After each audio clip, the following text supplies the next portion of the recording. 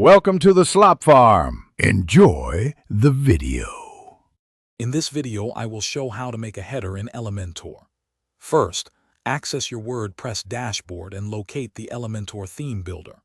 From there, select the header option and click Add New to create a brand new header template.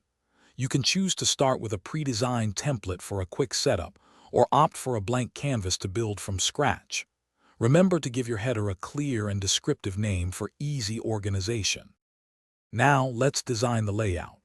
Begin by dragging and dropping a new section onto your Elementor canvas.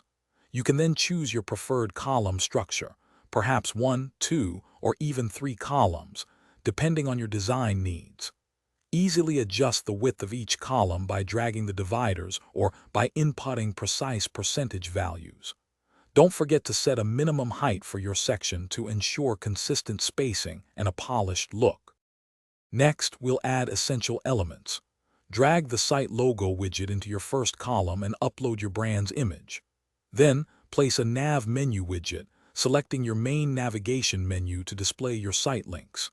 Consider adding a button widget for a prominent call to action, perhaps in the final column. Remember to customize each element's styles, adjusting colors, typography, and padding to perfectly match your brand's aesthetic. Finally, let's ensure your header looks great everywhere. Switch to Elementor's responsive mode to optimize its appearance for tablet and mobile devices.